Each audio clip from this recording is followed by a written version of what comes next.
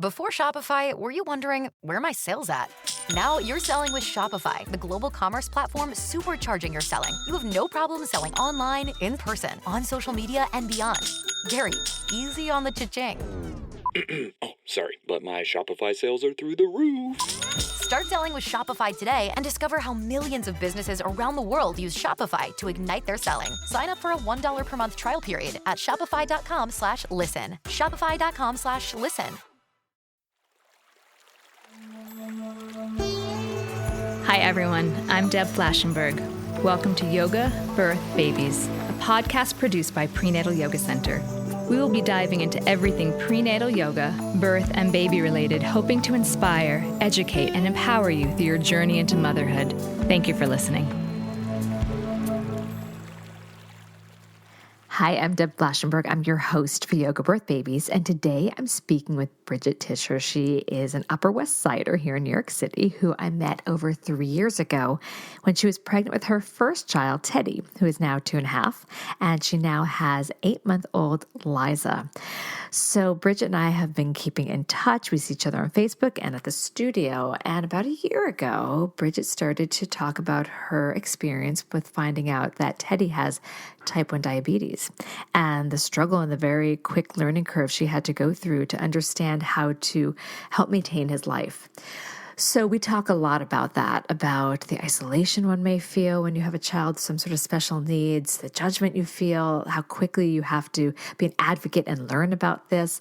And what I thought was so relatable is there are many parents out there that have to support and lovingly support a child with special needs. So I thought this would resonate with everyone in that family or those that may not be, but then just help them see through the lens of what it's like to parent a child with special needs. So I think you're going to really enjoy this. And Bridget is just a joy to talk to. So it was very special for me because I really enjoy her. All right, before we get to that conversation, I want to put a thank you out. I've been looking at the ratings and review, which I admit I look at pretty often, and it just thrills me when I see someone leave a rating and review. So the latest one that came from K8G. And she says, a wonderful resource for parents at any stage in their journey. As I head into the final weeks of my second pregnancy, I rediscovered your podcast, which I listened to at my first pregnancy. From amazing speakers to wonderful pre- and postnatal support for our bodies and minds, I find this podcast to be an amazing resource that has helped me feel prepared. Many thanks for the care you bring to the countless pre- and postnatal parents and caregivers. And I wanted to say thank you for leaving that. It really means a lot to me. So if you have a moment, please go to wherever you listen to the podcast from and leave a rating or review. It helps people find us. So thank you for putting that time and energy out there. And thank you for listening and being part of our community. So also, we are just wrapping up our Charlotte, North Carolina teacher training. I finished that last week. I already started to correct the exams. So for my friends from Charlotte, if you're listening, you guys have done amazingly well with the exams I've corrected so far. We still have a few right now on the schedule. We start Washington, D.C. at Willow Street very soon. You can still jump into that. Just this week, I kid you not, I got 4 applications for the New York City teacher training. We often sell out. I expect us to do that again. So jump on that. That's in March and April. And then heading back to Richmond, Virginia for Yoga Source for April and May. And we're already about to put on the books the fall teacher training. So these are just something Caprice and I love to do and take such pride in how watching the students grow. So yay for that. Also, for those that are listening that are yoga teachers and you want some extra support for when you have a pregnant student come into class and you haven't been trained in prenatal yoga, I have an online course called Who's Afraid of the Pregnant Yogi. You can check that out. And then I also realized each week we do a newsletter. So if you can't come into the studio, you can still learn. I put tips and podcasts, so you can sign up for our weekly newsletter at prenatalyogacenter.com. And for teachers out there, I send a bi-weekly newsletter, again, with prenatal tips and advice for what to do when you have the pregnant student come into your class. And then just some information, some education. It doesn't hurt to be a lifetime learner. Okay, I think I went through everything. So I just want to say happy holidays. This should be coming out right before the holidays start. Thanks for listening. Thanks for being in the community. We're going to take a super quick break. And when we come back, let's talk with Bridget. With the Lucky Land Slots, you can get lucky just about anywhere. This is your captain speaking. We've got clear runway and the weather's fine, but we're just going to circle up here a while and get lucky. No, nothing like that. It's just these cash prizes add up quick. So I suggest you sit back, keep your tray table upright, and start getting lucky. Play for free at LuckyLandSlots.com. Are you feeling lucky? No purchase necessary. Void where prohibited by law. 18 plus terms and conditions apply. See website for details. Hi, Bridget. How are you? Hi, I'm doing well. How are you? Good. I'm so happy to speak with you again. I miss seeing you in class. Oh, I know. That's the tough part about prenatal yoga. Eventually, when you graduate, as wonderful as it is, you miss out on some of the friends that you've made in the past 9 months. I know. It's fun, but I'm glad at least we've always connected on Facebook and just on social media. So that's great. So thank you for being so open and honest about Teddy's diabetes. So I really want to jump into that. Sure. I thought it was something that, and I see how much you put out there in the social media world about the struggles you've had in discovering this. And I thought, well, I bet other parents can relate, whether it's diabetes or another situation that really requires a lot of attention and time. So we're going to dive into that. But first, let's go a little bit about you, and also just kind of for listeners, if you've been really diving into the Yoga Birth Baby archives. Yes, Bridget has done podcasts. So she's a returning guest. So I guess. Yeah, and happy to be. Yay. So let's go a little bit about you. What's up with you? How are you? Let's learn about you. Sure. Yeah. Well, I am now a mom of 2. My son Teddy is about 2.5, and my daughter Liza is almost 8 months old. I live in Manhattan, and I love to run. I love now to do yoga since meeting you. Can we also just yoga take center. a beat there and say that that was not always the case? I think you kind of came into yoga like, what is this? I did. I was the reluctant yogi, and now I can't get enough of it, which is a wonderful way to keep my body healthy, but then to keep my mind sane as well. So in addition to that, I, spend as much time as I can with my husband because it's 2 kids. It's really hard to find any extra time, especially with Teddy having diabetes. There's so much that we do with our kids one-on-one versus as a family. And that being said, my degree is in communications. I have a master's in communications management, nothing with a medical background. And that's so important for me to say because everything is going to sound like it's coming from such a place of authority. And the truth of it is, it's from experience. It's from the past 12 months of living with this disease and learning from it as opposed to any formal education. So I wanted to make sure I was clear about that in describing who I am.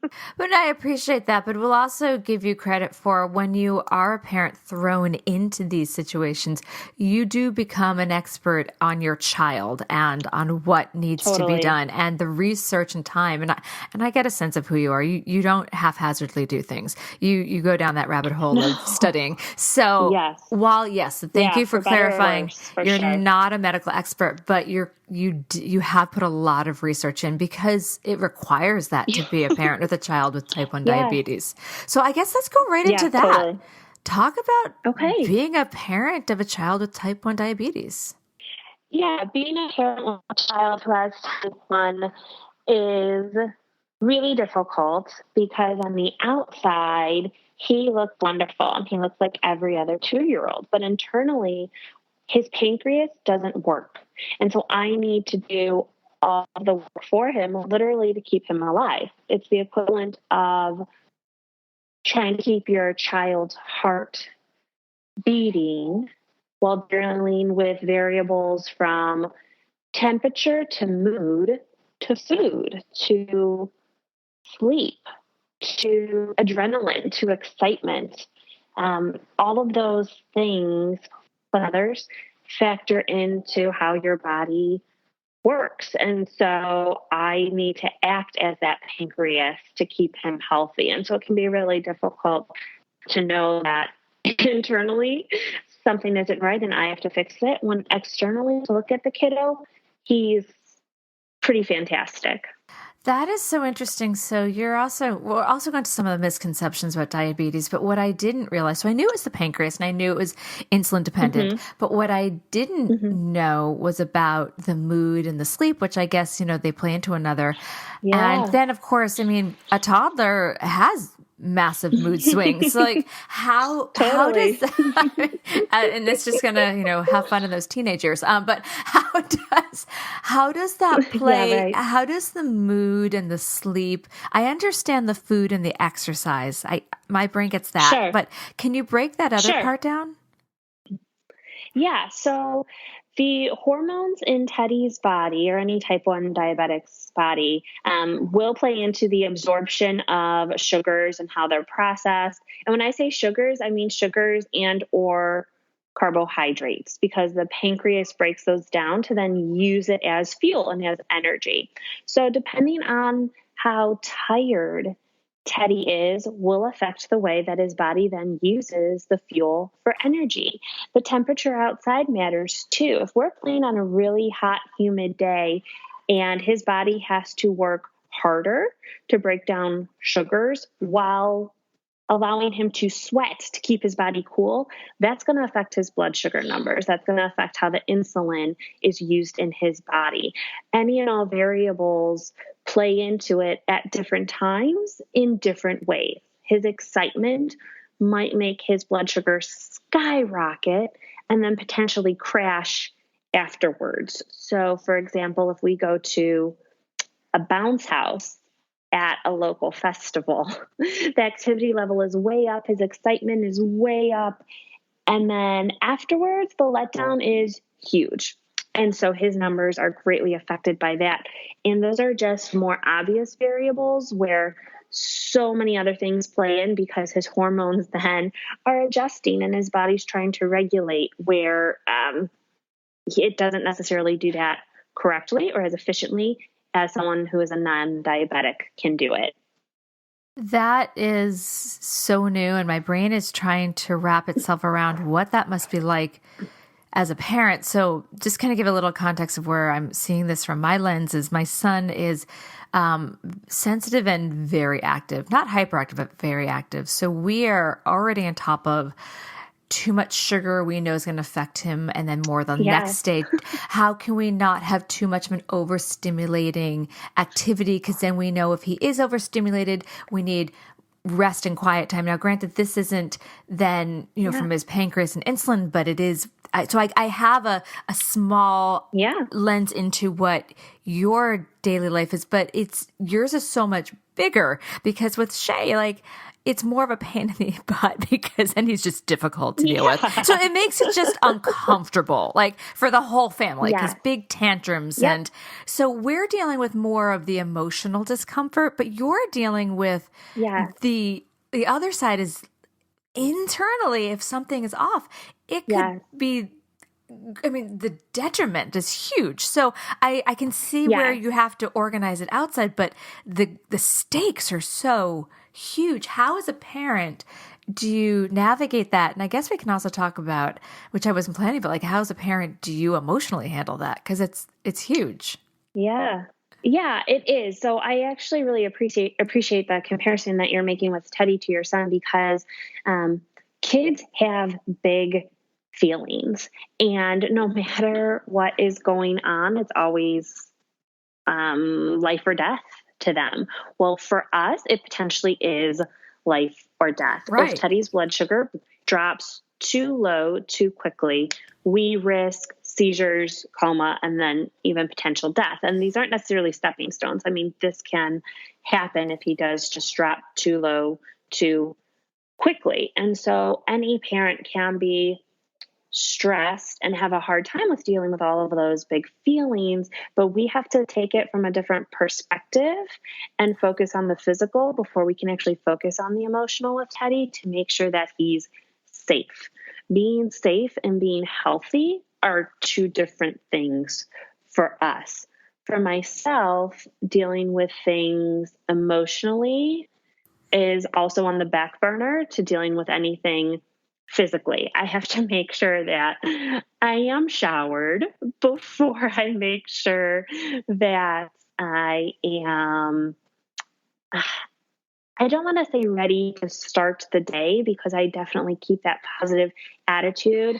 I am one to attack a problem once I've done the research and feel educated enough to make good decisions. But the emotional side of it is on the back burner to any of that physical side that I need to take care of, to then take care of Teddy and my daughter for that matter. So emotionally it is draining and straining, but that almost can't be addressed until the other physical priorities have been taken care of. This podcast is sponsored by Skylight Frame. Mother's Day is almost here. What are you getting her? Something that shows you care. Something that makes her feel loved. Something that won't stress you out. Something like the Skylight Frame. The Skylight Frame is the perfect gift. It's a touchscreen photo frame your whole family can upload photos to, from wherever they are in the world. It's a way to share with her all the moments that matter. It sets up in seconds. You can even make sure that it's already loaded with photos when your mom opens her Mother's Day gift. And her Skylight Frame can hold thousands of the treasured photos you share. It's an easy, heartfelt way for mom to stay connected with those who matter most. It really is the perfect gift. Now, as a special Mother's Day offer for our listeners, get 15% off your purchase of a Skylight Frame when you go to skylightframe.com/easy. That's SKYLIGHTFRAME.com/easy. Get 15% off your Mother's Day purchase now at skylightframe.com/easy. This podcast is sponsored by Skylight Frame. Mother's Day is almost here. What are you getting her? Something that shows you care. Something that makes her feel loved. Something that won't stress you out. Something like the Skylight Frame. The Skylight Frame is the perfect gift. It's a touchscreen photo frame your whole family can upload photos to, from wherever they are in the world. It's a way to share with her all the moments that matter. It sets up in seconds. You can even make sure that it's already loaded with photos when your mom opens her Mother's Day gift. And her Skylight Frame can hold thousands of the treasured photos you share. It's an easy, heartfelt way for mom to stay connected with those who matter most. It really is the perfect gift. Now, as a special Mother's Day offer for our listeners, get 15% off your purchase of a Skylight Frame when you go to skylightframe.com/easy. That's SKYLIGHTFRAME.com/easy. Get 15% off your Mother's Day purchase now at skylightframe.com/easy. Is there a support group or anything that you've learned from other parents of diabetic kids? Yeah, something that's really fantastic is the social media support that's out there. There are a couple type 1 mom and type 1 parent groups that I like to consult via Facebook, and that has been huge for emotional support. The other thing that I need to mention is that my sister-in-law actually was diagnosed as a type 1 diabetic when she was 11 years old, and so she's a major point of support and offers comfort and content in dealing with type 1 to really help with that emotional side of any difficulties. I don't know if you and your listeners and she's been there. Can hear our I hear them. Hi, Liza. I'm sorry. Okay. Yeah. It's all good. Yoga birth babies, if we can't deal with a little bit of kid in the background, then wrong podcast listener. Right. Yeah. But coming back to your sister-in-law, I mean, she's been dealing with this for such a large portion of her life. She probably also, not just emotional support, but she's gotten a handle on it. So I guess that could also go into, I think there's some misconceptions about diabetes because type 2 is, there's a lot of talk about type 2, about people becoming diabetic and dealing with it. Can you talk a little bit about the difference between type 1 and type 2? Sure, yeah. Type 1 diabetes is an autoimmune disease in which the pancreas stops making insulin.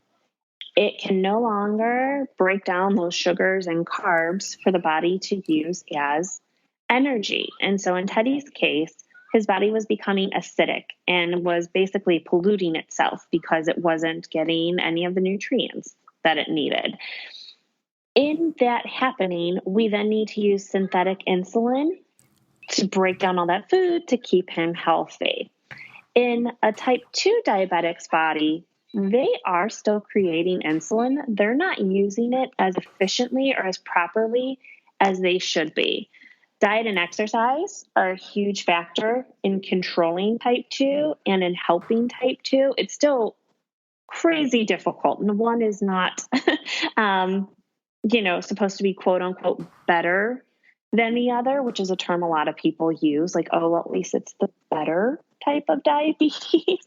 But that's the main difference to keep in mind. Teddy's pancreas does not work, will not ever work. A type 2 diabetic can... they can regulate it? Yeah, that's a great way of saying it. They can regulate it with that food and exercise. And it usually happens, type 2 usually happens later on in life, where the most common age for a type 1 diabetic to be diagnosed is 14 years old. Teddy was diagnosed at 18 months, so there's a big difference there. But the lifestyle and lifespan is totally different, given that type 1 is usually diagnosed at a younger age. So how did you come to realize that Teddy had diabetes? Yeah, well, we at first didn't even have it on our radar. Teddy had a really bad cold for probably 5 days, just a little longer than we were comfortable with handling a cold at home. During those 5 days, he progressively got worse to where, let's say the last 3 of those 5 days, he didn't eat a single thing. Now, this was over Christmas. We were out of town visiting family. I knew that he would be okay to not eat for maybe a day if he didn't feel well. He was drinking a ton of water. So I didn't have any red flags, but I knew that he needed to be checked out. We took him to the urgent care while we were visiting family, and the doctor there actually ran a chest x-ray thinking that Teddy might have had pneumonia. Like walk pneumonia, yeah. When it came, correct, yep. When the x-ray came back negative, we were told, if he's still like this in the morning, go to the ER, because that's really where you're headed. That's how affected Teddy looked. So sure enough, that evening we put Teddy to bed, and his breathing was so labored, it was as if his belly button was being sucked back to his spine. Oh my gosh. Just to literally make it through the night. So the first thing we did when he woke up is we took him to the ER, and it was a pediatric ER. The doctor there asked us pretty routine questions. And then he says, what are his diapers like? Well, I could not stop talking about Teddy's peeing habits, because Teddy was wearing 12-hour overnight diapers and being soaked from armpits to knees after 2 hours. Oh, wow. He was drinking water nonstop. And so I thought, oh my gosh, this kid is just so thirsty. Of course he's going to pee out of his diapers. Well, the doctor knew that by asking that question, Teddy was in DKA, diabetic ketoacidosis. His body was shutting down because it couldn't process any of these sugars. Teddy being so thirsty was that big red flag to the doctor, because he's trying to flush out what are now toxins in his body. So that is the major sign that Teddy was diabetic, where we as his parents just thought it was a bad cold. So here, again, we thought we were doing right by him and taking the natural steps. We actually first made an appointment with this pediatrician, and then we went to urgent care, and then we went to the ER, where the truth of the matter is, if we knew the one symptom of thirst combined with urination, it would have been a much quicker and simpler diagnosis. And you said also he looked really like the urgent care doctor's like, if he doesn't get better by tomorrow, ER. So what was it physically that he saw? I think what it was, I don't know how to describe it other than to give the features of Teddy. He's a fair-skinned kid with nice rosy cheeks, and he was pale, and he had the dark circles under his eyes. One thing that the urgent care doctor did not pick up on, but Teddy definitely had, was that his breath smelled fruity. This is Fruity? a telltale sign. Fruity, yeah, as if he just ate strawberries. It's a telltale sign of DKA if your child has almost a sweet smelling breath. Oh. And so the urgent care doctor did not pick up on that, but the urgent care doctor basically just said, like, these symptoms are to the extreme and haven't gotten better in a reasonable amount of time, that if he's not better overnight, go to the ER just because of the progression of all the symptoms. So you took him to the ER. What did they do from there? I'm guessing a blood test? Yes. So the ER doctor was super fantastic in asking just a handful of questions to then diagnose. And he said, we need to get an IV in this child right away, and he needs insulin. And we actually needed to be transported to a different hospital that could better take care of Teddy. Meanwhile, I am 5 months pregnant with my daughter. And I'm sitting on the gurney holding my son. They're trying to get an IV in him. Well, he's so dehydrated. Oh, so his veins were not happy. Can't find, no, couldn't find it in his arms, couldn't find them in his hands. Feet? Nope, nothing. They ended up having to go through his neck. Oh. And they did a blood draw there, but then they were also to get him an IV. And we were transported about 15 minutes to the next hospital, where we stayed in the PICU, the Pediatric Intensive Care Unit. And that's when they were able to get him insulin, bring his blood sugar down, make sure he had oxygen if he needed it, and, deal with any of the medical precautions that they would need to take outside of just the blood sugar, all of his vitals and things like that. Wow. And then I guess that was a quick crash course in learning about this. And were you visiting your family? Was that what it was that? We were. Yep, we were. And so we were in the PICU for 2 nights before they moved us to a regular floor. Okay. Once we were on a regular floor, the education started right away. And there are actual diabetes educators. They're registered nurses. Oh my gosh, that's amazing. Who are, they specialize in this. And so they would come into the room and spend literally hours with us, teaching us about 2 variable math equations to know how to cover his carbs, but then how to maybe correct high blood sugar with insulin. And we had to learn how to draw insulin from a vial into a needle and use a syringe to inject him. We had to learn how to mix and combine a special solution called glucagon in case Teddy's ever unconscious, and what to do with that. We had to learn about pen needles. We had to do this complete crash course in the hospital. Again, though, I need to speak to my sister-in-law, Sarah, who was also visiting family with us. And she came to the hospital and she did a ton with the educator as far as giving us more personal experience and letting us know the ins and outs of things and the technology that's available to hopefully make our lives easier. Is he on a pump? All the ins and outs. Yeah, exactly. I would say once we learned all the ins and outs, we went straight for the technology to help us, as if we had the basis and we knew better to get that technology as soon as we could. I didn't know if he was too young to do the pump. And I guess maybe also should back up and say, what is this pump I'm referring to? Yes. So a pump, or depending on the brand you use, it can be called a pod, is...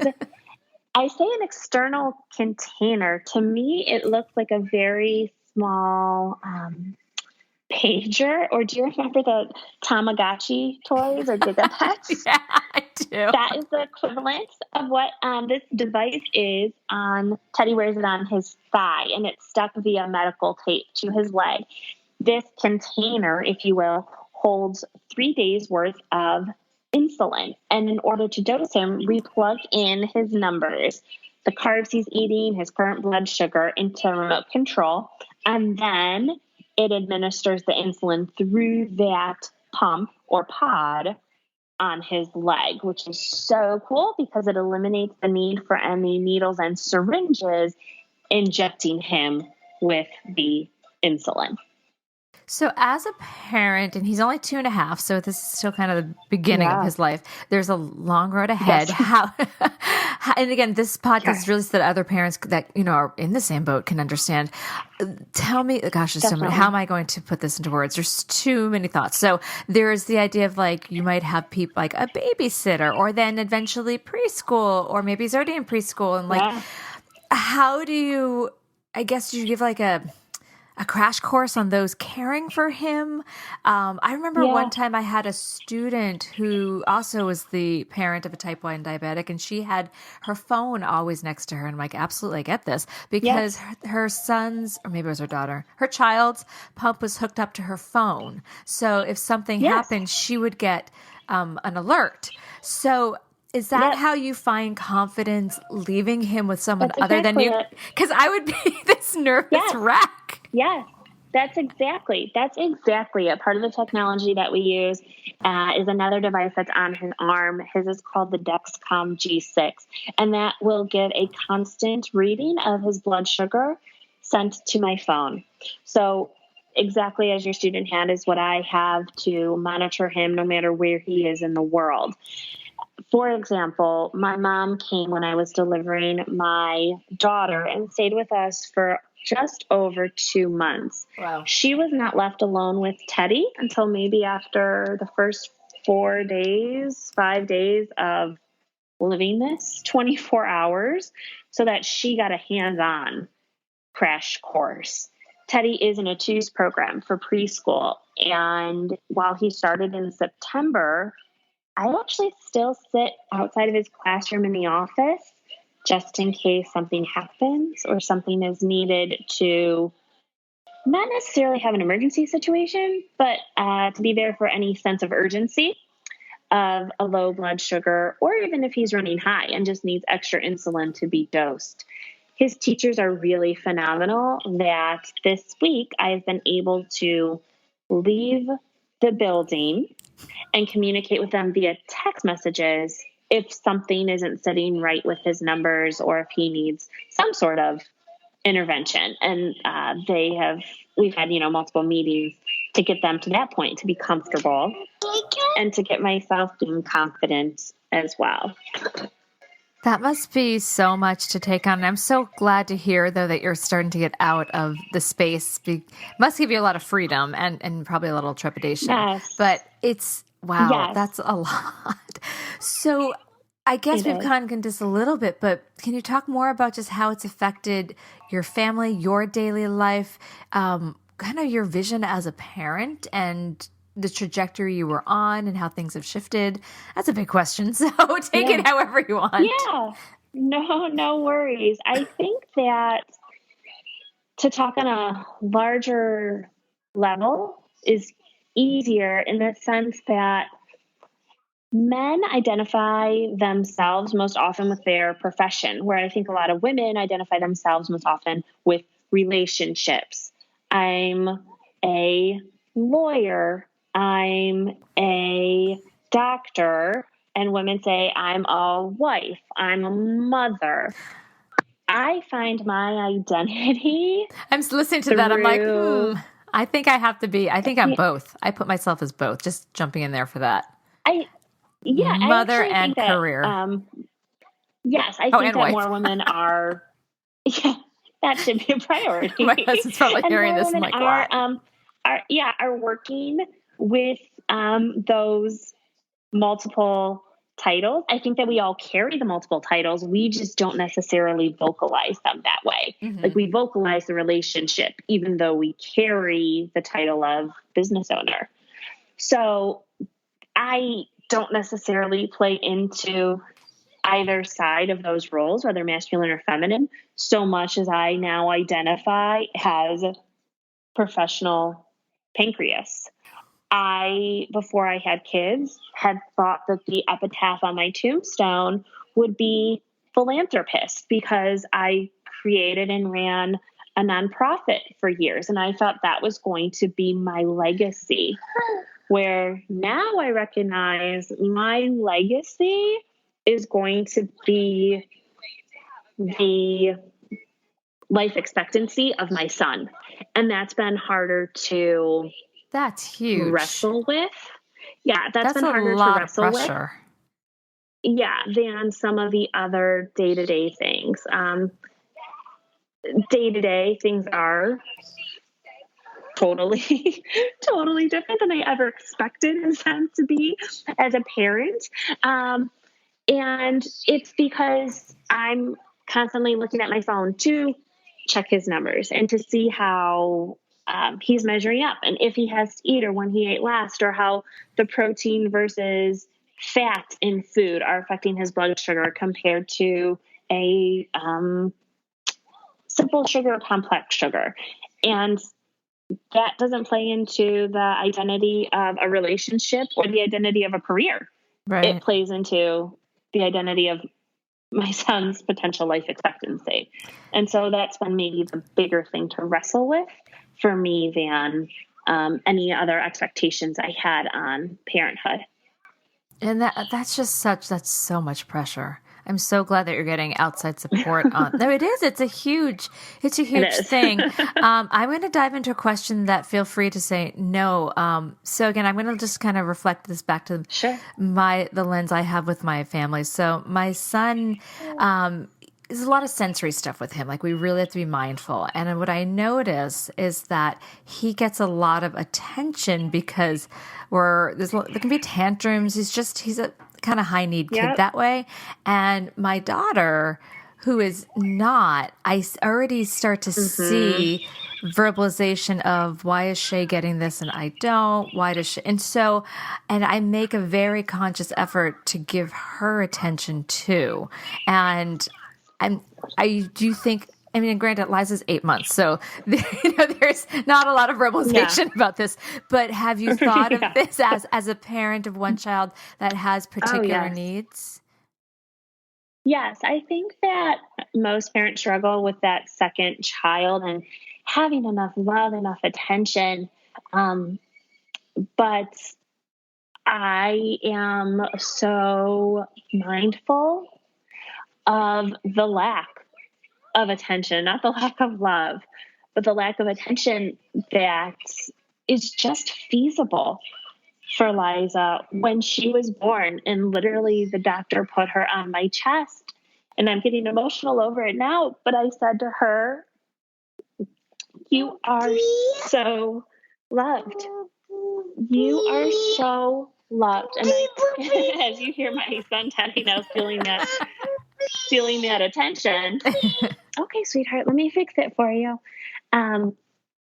That was a real thing that Liza needs to hear, is that you are so loved. Teddy might get more attention, but that attention does not equate to love.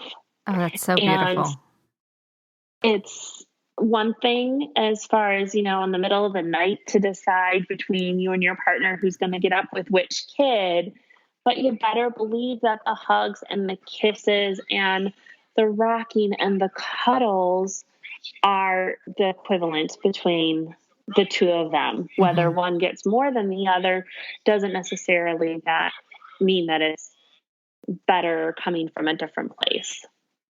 That's great. Thank you for answering that, and for obviously the deep thought you've already put into how to parent, because there are two different types of needs. Yeah. So, completely. Yeah. And so I know when I approached you to talk about this, you're like, absolutely, let's go there. So, because I didn't know, I know that you put things out there and the pictures and just so much of the stuff. And I actually remember there was one that I think you put out last week that you said it's like a year ago today, diabetes took Teddy from us. I was like, wow, that was a strong statement, and obviously a reflection of how it affected your whole family and your whole life. When I asked you to do this podcast and talk about it, why did you feel, and I'm so glad that you did, but what was it inside about, I need to share the story? Yeah, I think that I even now like sharing this story because it eliminates the loneliness. And it's very easy as a new mom to feel isolated, and then to be a newer mom with a child who has special needs that might require not only a lot of extra work, but a lot of declining of invitations to things just because it's not the best environment, or you're not as confident in taking care of them in that space. Sharing gives way to the comforts of camaraderie.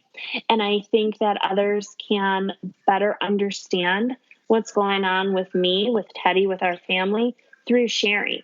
I cannot fault any of my friends for not understanding what we're going through if I don't tell them what we're going through. It's not their fault. It's mine. And it's not necessarily a blame game so much as then finding the opportunity for education. And so I'm more than happy to share because it benefits our lives immensely. And if I need to step out of a gym class with Teddy because he needs fruit snacks to bring up his blood sugar, then the instructor understands why. Or if I bring a juice box into a studio that doesn't allow food or drink to literally save Teddy's life, the instructor understands the importance of it versus maybe me just coddling my son to give him a juice box to keep him quiet, that sort of thing. Right. Yeah. And I also think this can, so for what we're talking about is diabetes, but other people also, other parents many will have a situation that their child has a special need and can often feel, like you said, isolated or stigmatized. Like, why is that? Oh, they're just giving their kid a juice box. Why? Come on, toughen up. It's just, there could be judgment. Yes. So yes. I mean, I get that. I know that, like, there's times, like, we really hold off on screen time as much as we can. But then if my son is escalating in a restaurant and we want other people to enjoy their meal, sometimes we're like, fine, just here we go. We're just going to do this to de-escalate you. For sure. And I know, I feel, I see the judgment. Oh, screen time. Our child's reading a book. Your kid's on the phone. Like, yes. And then I internalize it. Like, so I think sometimes by putting out there that, I guess it's also not to judge. Like, we don't know what's behind that juice box. We don't know what's behind that phone. Like, right. So right. I hear you on that. Whether it's your son and screen time or, if Teddy asks for a snack and I do give him fruit snacks, I say, like, I know that they're not the best choice, but it will keep him healthy longer than if I were to try and, I don't know what I would quote unquote force him to eat that he wouldn't like to keep his blood sugar stable, but then any other option. So I can totally relate. We actually use screen time as a major tool for us. Teddy at times needs to eat and he doesn't want to, and we need him to focus on ingesting a certain amount of carbs and he doesn't want to. So we turn on a favorite show. I cut up 10 grapes and let him pop them like popcorn, knowing that that now equates to 10 carbs in his system, which is what he needs at the time. So the idea of judgment is major, and hopefully the sharing and the education then can tear down a lot of that judgment. Yeah, because we don't know what's going on behind the closed doors, and it's easy to judge. But usually behind those grapes there are lots of tears of trying to figure out what to do and get him healthy. Yeah. So that juice box is like totally. That's like life sustaining. So also just kind of knowing a bit about you, you're a very healthy eater. How is this? I guess because you're a healthy eater, it hasn't been maybe as much adjustment. It's not like you guys were living on kind of crap. So like, have you had to relook at food in a way that you hadn't Specifically, before? I have. Yes. So I am a very, very strict vegetarian. The family that I come from is vegan. And so that gives you an idea of how strict I am being a vegetarian. I know. Ooh, you wow. You're adding dairy. Yeah. The rest of your family will be like, wow, how Yeah, dish. Yeah. right. I'm totally the black sheep because I eat cheese. So as difficult as that might be, what you need to keep in mind for Teddy is things that are lower in carbohydrates can sustain his blood sugar in a safe range longer. So anything similar to a keto diet or even an Atkins diet will keep his blood sugar in a wonderful range for much longer than any pasta. I mean, can you imagine not giving your kid butter noodles for dinner when they don't Oh, want mac and to cheese eat is dinner? like the go. Yes. My daughter would eat it every day for every meal if she could. Totally. Well, for Teddy, that's out the window. That's just not an option for us because of the amount of carbs just found in pasta. So I say all of this in being a vegetarian because Teddy is also a strict vegetarian. So we don't do chicken nuggets. We don't do fish sticks. We don't do anything that a lot of parents use as a go-to with diabetics, even for snacks. Anything, I say any sort of meat, jerky, or dried meats, their kids could snack on all day long. Well, we have just chosen, previous to his diagnosis, that he was vegetarian, that those now are not options for us. And I struggle with that. I have my own socioeconomic, ethical reasons for being vegetarian that I then hope to educate Teddy and Liza on so that they can then make their own choices when they're old enough to make those choices. So when Teddy's 12, if he decides this is a much easier lifestyle, if I incorporate meat into my diet, I'm going to have to accept that we've done our job in educating him to then make the best choice for his body. And so that's been a huge struggle in deciding what to eat, when to eat, how to eat, given our predisposition to vegetarianism. Because I knew you're a vegetarian. I didn't know if because of the high protein in animal that you allow, that he was eating like chicken or chicken breast. What about nuts? Because they're really high in protein. Yes, he loves Kind bars. Those are great for us because of how high they are in protein in relationship to the carbs and the fats. So we love Kind bars as snacks. And, this being said about being low carb, it's not necessarily a healthy way for a diabetic to live, being low carb, because their body needs insulin. So Teddy needs to eat carbs so I can then give him insulin to better balance out his body's chemistry. So we by no means are trying to go on the Atkins diet or to keep him keto. That's not healthy. But it's definitely something we are wildly aware of because of the ease in stabilizing his numbers that can come from animal products. Wow, I have to say it must, just like planning meals in my house is a lot. Like I literally think about dinner as I finish up cleaning up breakfast. You must be thinking about the food planning. It just makes it easier. Like if I think about, okay, this is for dinner, then by the time I get there, I don't have to stare at the fridge and be like, now what am I doing? Because it's just not, I don't have those extra 10 minutes to think, now what am I doing? Wow. I'm so impressed. Is there anything else you want to add as we wrap up about diabetes that I didn't ask you about that you want to share? I don't know if there's anything different or additional so much about diabetes versus any child with special needs and what their parents are going through. Teddy actually has two cousins who have special needs of different sorts and arguably even more extreme, as one of his cousins was born with a congenital heart defect and the other with a very severe rare case of muscular dystrophy. And the care that's needed is constant. So whether we're talking about Teddy or we're talking about his cousins, there isn't any relief. And specifically with diabetes, he will not grow out of it because the diagnosis usually happens in childhood.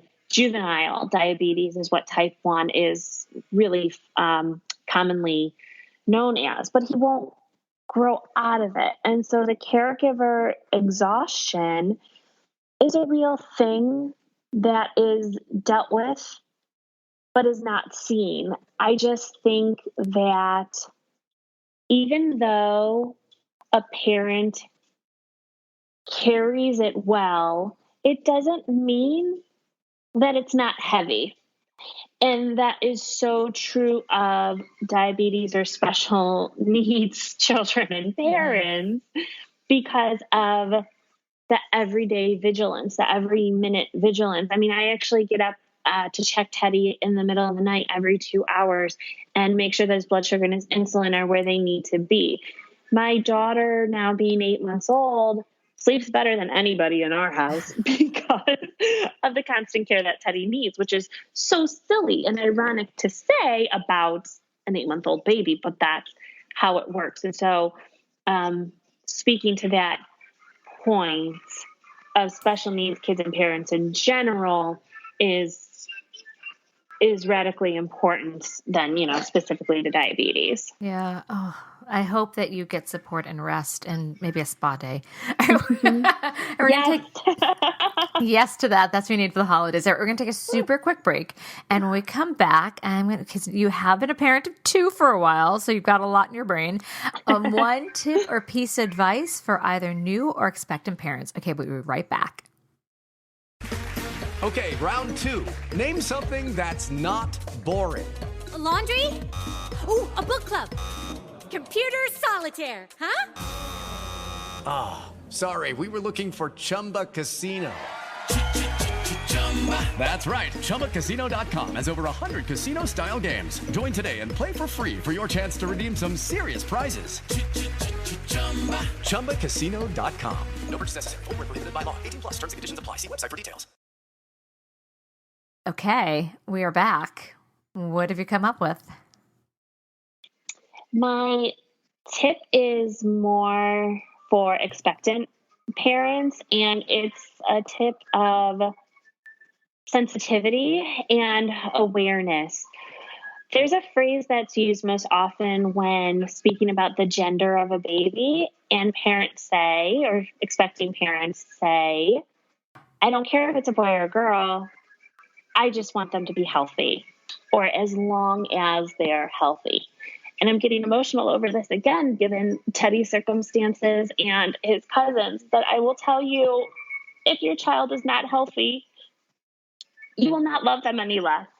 If anything, you love them more. And you do not care that they are not healthy. You go to the ends of the earth to make sure that they thrive and that they love life. And I try so hard to make Teddy laugh as hard as he can, as often as he can, to show and to portray that the health, while being so important, is all encompassing of physical health, but also of joy and of humor and of kindness and of ABCs and of numbers and things like that. And so it is almost a piece of, or a word of caution to say, you don't know what other parents are dealing with. You don't know what current children they have, or maybe what's going on with their expecting child, to say, oh, if it's a boy or girl, who cares, as long as they're healthy. And it now just tears me apart with that commonly used phrase because of what we have been walking through as, man, are we lucky to have Teddy. Insulin was not discovered until 100 years ago. That 100 years ago, a child had type 1 diabetes. They were literally wheeled into a special ward with other children and in a comfortable spot for their parents as well, so that they could remain with their child until they passed away. Oh my God. We are so lucky to have Teddy and to have the tools and the medicine to take care of him, to make sure that he does thrive, that I would never want to potentially offend or be insensitive to other expecting parents, not knowing what their child's health state is, or potentially could be, or what they could develop, or anything like that. And so it's just more of a word of sensitivity and kindness, versus anything practical about doing loads of laundry or juggling strollers. That is beautiful and important. And I really thank you for sharing all of this. Everything you've said has been impactful, and I'm just happy to hold the space for you to share. Thank you. Well, I need to thank you, because I don't often have the space, as you put it, this space to share.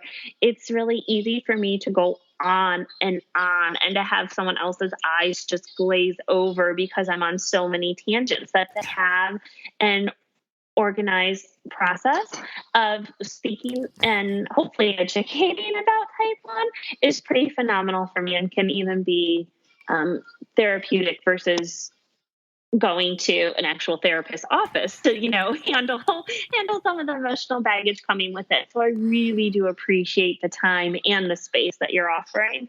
Oh, thanks, Bridget. Well, I hope to see you in class. You signed up for Baby Fingers again, didn't you? I think, or maybe you didn't. I don't remember. Yeah. I know that you're there usually a lot. We'll be there. Yeah, I say we'll be there actually just next month is when my daughter Liza will, start her intensive training with Baby Fingers. Well, Teddy has it down. Teddy signs so much that after school, his teachers will ask, "What does this mean?" Because he was trying to get a point across that nobody was picking up on. Well, I can't wait to see you and to see Liza. Thank you again. All right, I'll talk soon. Be well. Thank you. Okay, bye-bye. This has been an episode of Yoga Birth Babies, produced by Prenatal Yoga Center. You can catch us on Facebook, Twitter, Instagram, and Periscope. I'm Deb Flashenberg. Thanks for listening. Hello, it is Ryan, and we could all use an extra bright spot in our day, couldn't we? Just to make up for things like sitting in traffic, doing the dishes, counting your steps, all the mundane stuff. That is why I'm such a big fan of Chumba Casino. Chumba Casino has all your favorite social casino-style games that you can play for free anytime, anywhere with daily bonuses. That should brighten your day a little. Actually, a lot. So sign up now at ChumbaCasino.com. That's ChumbaCasino.com. No purchase necessary. VGW Group. Void where prohibited by law. See terms and conditions. 18+.